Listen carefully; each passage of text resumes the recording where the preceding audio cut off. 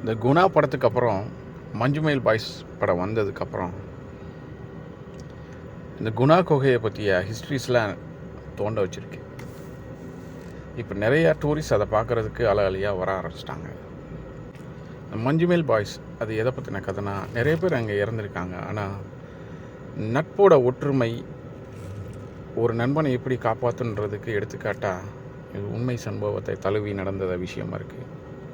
அதோட history mister Brad, அதுக்கு பேர் வச்ச ஒரு முன்னாள் பேர் டெவில்ஸ் கிச்சன், அதையும் தாண்டி இது புராண காலங்களோடு சம்மந்தப்பட்டதுன்ற அளவுக்கு ஹிஸ்ட்ரியை தோண்டி எடுத்து படிக்கிற வச்சுருக்கு இந்த மஞ்சுமேல் பாய்ஸ்.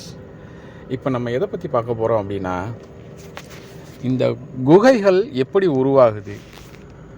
இது ஒரு சில நாட்களில் நடக்கிற விஷயம் இல்லை, பல்லாயிரம் வருடங்களாக சின்ன சின்ன விஷயங்களாக. இது ரெண்டே விஷயனால தான் நடக்குது.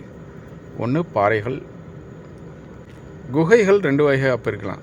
ஒன்று தரைக்கு கீழே உருவாகிற ஒரு குகை, இன்னொன்று பாறையில் உருவாகிற குகைகள். இப்போ பாறையில் உருவாகிற குகைகளை பற்றி பார்க்கலாம். அதுக்கு ரெண்டே பொருள் தான். பாறைகள், தண்ணி, மழை தான் மேக்சிமம் காரணம். மழை பாறைகளை அரிச்சு கொஞ்சம் கொஞ்சமாக உள்ள வரைக்கும் கொண்டு போயிடும். இது எல்லா வகையான பாறைகள்லையுமே உருவாகாது. இது 4 வகை பாறைகளில் மட்டும்தான் உருவாகும். அது என்னென்னா gypsum, limestone, dolomite and salt rock.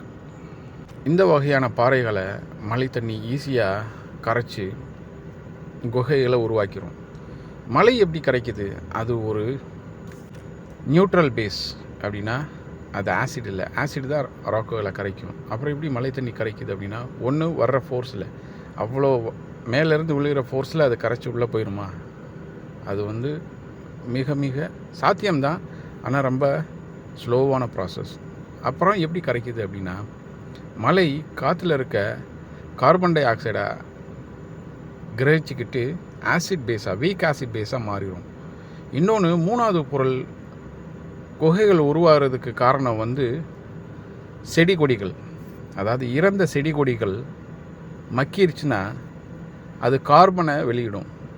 அப்படி கார்பனை வெளியிடையில் இந்த தண்ணியும் அதோட சேர்ந்து கார்போனிக் ஆசிடாக மாறிடும்.